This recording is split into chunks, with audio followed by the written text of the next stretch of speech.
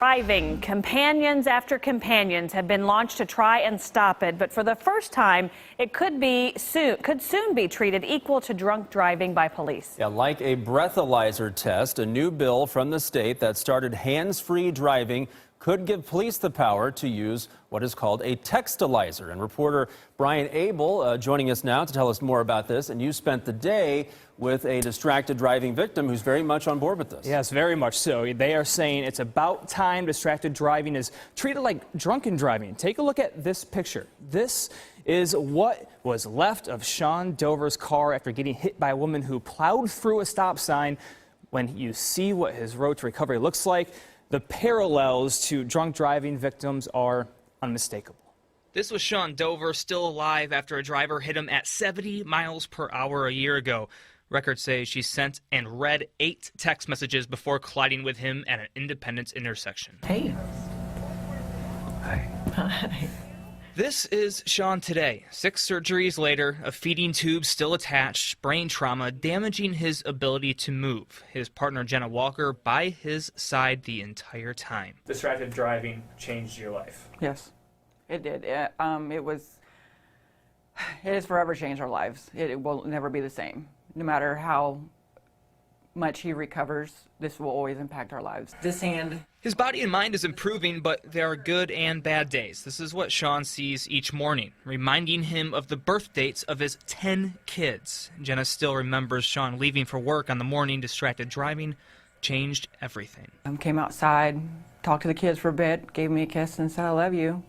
Got in his car and put a seatbelt on, and I remember him going up the road waving like this, and the kids said, "Bye, Daddy," and and that's the last time.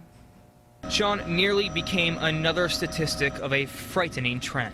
Over the last 2 years in Missouri, our fatalities are on the rise. This after traffic deaths on Missouri roads dropped nearly 40% in the decade before. We're seeing that cell phones specifically it's an epidemic, and we're going to have to do something about it. Now some New York lawmakers are trying to give police another tool to help. This is a Textalyzer, a roadside test that determines if a driver was using their phone. The lawmakers behind it believe that putting this in the field will make drivers more afraid to use their phones.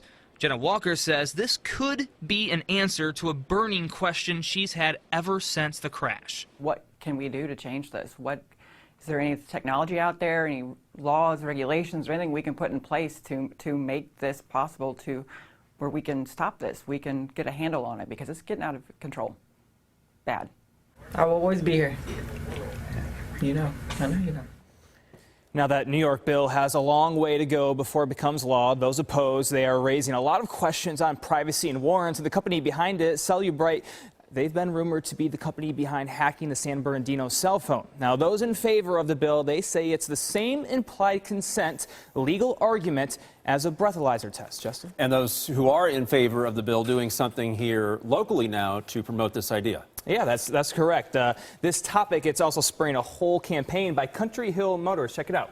Here's the campaign. It's not worth dying today. It's not worth texting hashtag. You can see it on social media, and they challenge you to create a short video and recite a pledge that says you won't text and drive, and then challenge someone else to do the same.